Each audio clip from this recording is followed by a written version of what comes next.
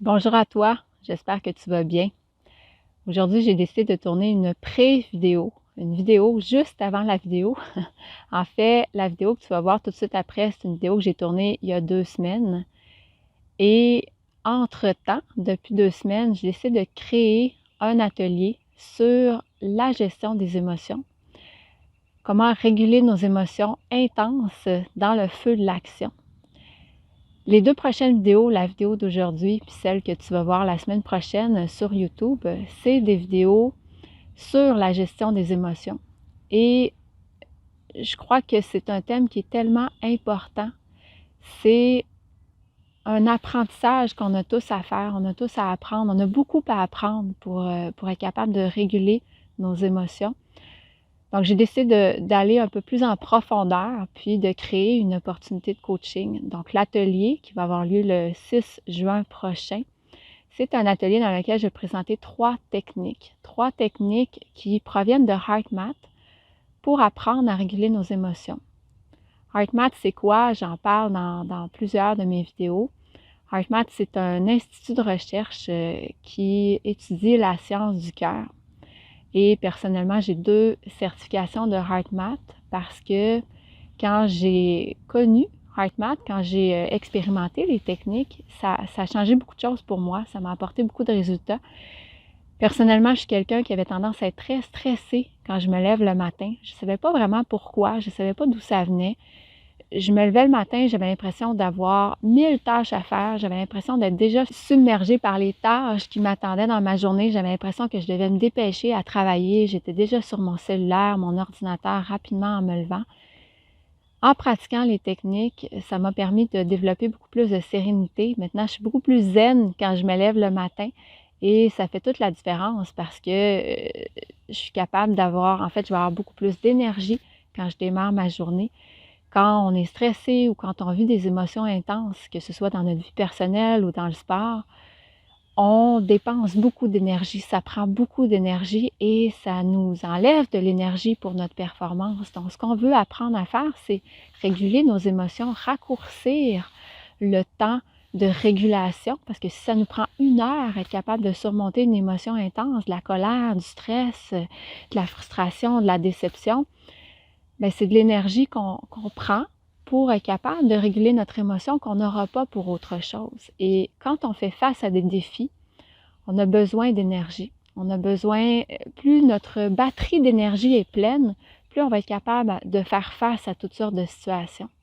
Personnellement, quand je me levais le matin et j'étais déjà stressée, s'il arrivait un problème dès le début de ma journée, déjà j'étais un peu découragée, je devenais frustrée beaucoup plus rapidement. C'était beaucoup plus difficile de faire face. Mais quand on est plus serein, quand on est plus zen, quand on est capable de demeurer plus calme en général dans la journée, dans le sport, dans nos entraînements, on va conserver notre énergie. Ce qui fait que quand on va faire face à un défi, on va avoir plus d'énergie puis on va devenir plus résilient. Donc, j'ai créé l'atelier pour enseigner les techniques de HeartMath. C'est des techniques qui sont simples, des techniques qui sont efficaces. Et dans l'atelier s'adresse aux athlètes, mais aussi aux entraîneurs, aux préparateurs mentaux, aux parents d'athlètes. Et on va pratiquer les techniques durant la session.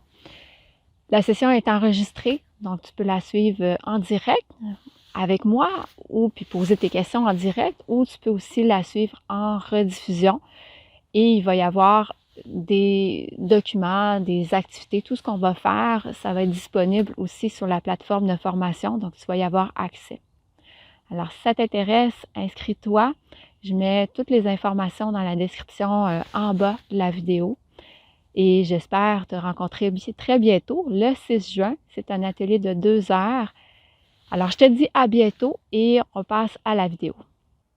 Bonjour tout le monde, j'espère que vous allez bien. Aujourd'hui, je vais parler d'une stratégie pour garder notre sang-froid dans les moments importants.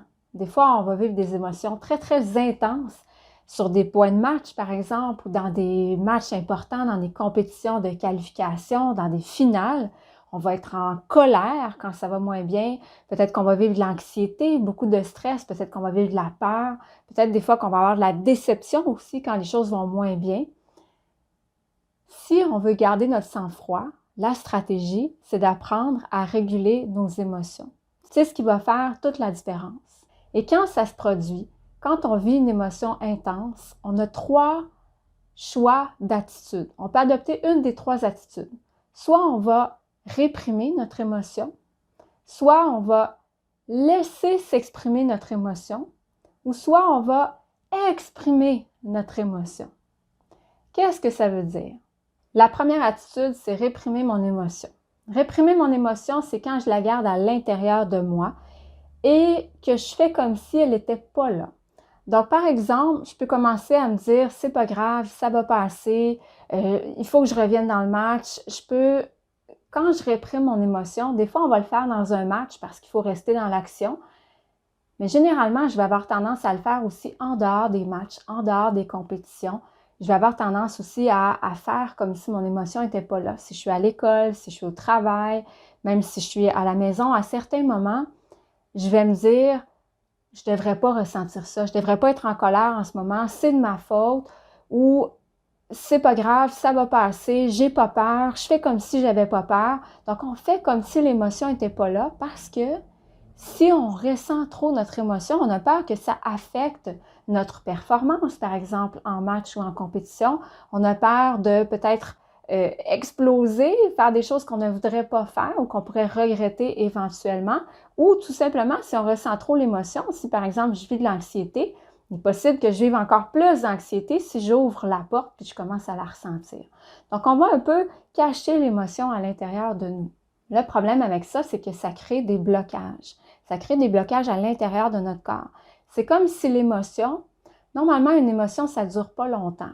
En fait, c'est temporaire. Des fois, ça peut durer un petit peu plus longtemps que d'autres, mais c'est temporaire. Ça finit par passer.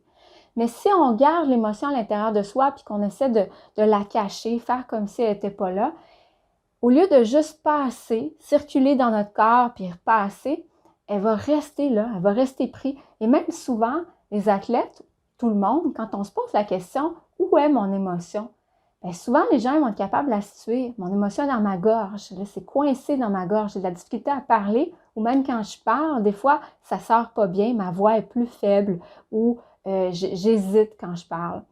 Il y a certaines personnes qui vont le ressentir au niveau de la poitrine, on sent un point au niveau de la poitrine, il y en a d'autres qui vont avoir mal au ventre. Donc l'émotion, on la ressent quelque part dans notre corps et quand on la réprime, elle bloque dans notre corps. Puis éventuellement, ça peut même créer des problématiques, ça peut créer des blessures si on réprime trop longtemps nos émotions parce que le corps, l'esprit, les émotions, tout ça, c'est lié. Maintenant, une deuxième attitude qu'on peut adopter, c'est exprimer notre émotion. Donc là, si je suis fâchée, on le voit dans mon corps, on le voit dans mes attitudes, peut-être même que ça va sortir avec mes poings, il est possible que je prenne ma casquette, que je la lance par terre, il est possible que je frappe quelque chose avec mon pied, il est possible que je démontre ma colère, peut-être en criant même ou en me fâchant après mes coéquipiers, mes coéquipières ou avec mon entraîneur. Si c'est de la tristesse, peut-être que je vais courber le dos, peut-être que je vais baisser la tête, peut-être que je vais parler à certaines personnes en exprimant ma déception. Si c'est de l'anxiété, peut-être que des fois, quand on vit de la peur ou de l'anxiété, on va répéter souvent ce qui nous fait peur. Je ne veux pas que ça se produise. Qu'est-ce qui va arriver si je commets une erreur? Il ne faudrait surtout pas qu'on perde la partie ou que je perde la compétition. Donc, généralement, on va avoir tendance à répéter beaucoup parce que c'est comme si on essayait de sortir la peur de notre corps puis on essayait de recevoir des conseils ou de se faire rassurer, de se faire sécuriser par les gens autour de nous. Donc ça, c'est exprimer l'émotion à l'extérieur de soi. Qu'est-ce que ça peut créer avec le temps? Ça va créer de la rumination. C'est qu'il est possible qu'on commence à revenir constamment à ce qui nous fâche ou à ce qui nous déçoit ou à ce qui nous fait peur, ce qui nous stresse. Et là, ça commence à tourner dans notre tête. Donc là, c'est plus une émotion, parce qu'une émotion, c'est temporaire, ça passe. Ça devient mental. Donc là, c'est de la réflexion, ça tourne dans ma tête. Je suis constamment en train de penser à la situation qui m'a fâchée. Et là, je deviens de plus en plus fâchée. Ou je revois constamment dans ma tête toutes les catastrophes qui pourraient se produire, tout ce qui me fait peur dans le futur. Et là, j'ai encore de plus en plus peur, ou je suis de plus en plus anxieuse, ou je revis ma déception constamment. et ça continue vers de plus en plus de tristesse. Donc, mon émotion passe de mon cœur à ma tête et là, je répète des pensées dans ma tête qui font que finalement, je tourne un peu en rond, je ne trouve pas les solutions et à un certain moment, ça fait juste amplifier mes émotions. Donc, au bout du compte, ce n'est pas nécessairement une attitude qui va me permettre de bien performer. Maintenant qu'on sait que réprimer nos émotions, ce n'est pas nécessairement la meilleure solution parce que ça peut créer des blocages dans notre corps, ça peut créer des douleurs, ça peut créer des maladies éventuellement, des blessures, et que ce n'est pas nécessairement non plus la meilleure solution de s'exprimer à l'extérieur de soi fortement, exprimer intensément notre émotion, de la laisser exploser face aux autres, exploser ma colère ou répéter mon stress constamment ou ma déception. Donc, toutes les deux options, les deux attitudes ne sont pas nécessairement les attitudes les plus optimales pour performer.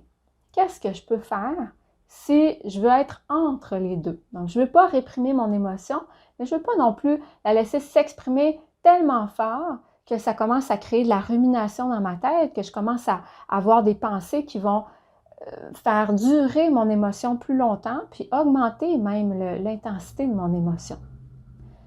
Ce que je veux faire, c'est laisser s'exprimer l'émotion à l'intérieur de moi. Donc, je veux m'arrêter, je veux prendre une pause et ressentir mon émotion. Donc, c'est une expression, je laisse mon émotion s'exprimer, mais je ne l'exprime pas tout de suite à l'extérieur de moi. Une fois que je vais arriver au bout du processus, il est possible que la bonne chose à faire, ce soit d'exprimer mon émotion à l'extérieur de moi. Mais avant ça, quand je ressens une émotion, je vais m'arrêter, puis laisser l'émotion circuler à l'intérieur de mon corps, la ressentir.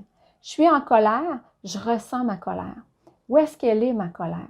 Je disais tantôt qu'on pouvait l'avoir, notre colère, elle peut être dans notre tête, elle peut être dans notre gorge, elle peut être dans la poitrine, on peut la ressentir au niveau de l'abdomen, elle peut être à plusieurs endroits. Donc, je veux la ressentir, puis la laisser se dissoudre, la laisser circuler.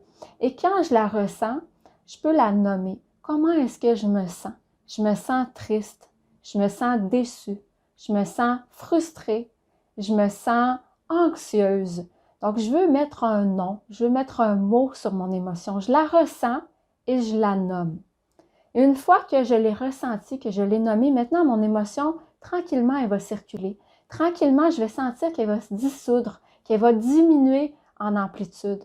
Et quand elle diminue, je commence à entrer dans un état de calme. Et quand je suis dans un état de calme, c'est là que je suis capable de savoir qu'est-ce que j'ai besoin de faire pour me sentir mieux. Est-ce que j'ai besoin de l'exprimer à quelqu'un?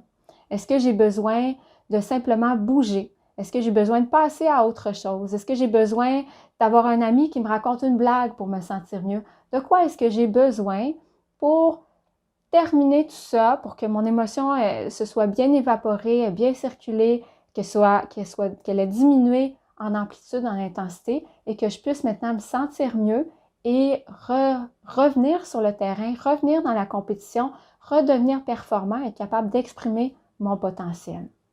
Alors voilà, j'espère que mes conseils te sont utiles. Si oui, aime la vidéo, partage, abonne-toi à la chaîne et sur ce, je te souhaite un bon entraînement ou un bon coaching et à bientôt.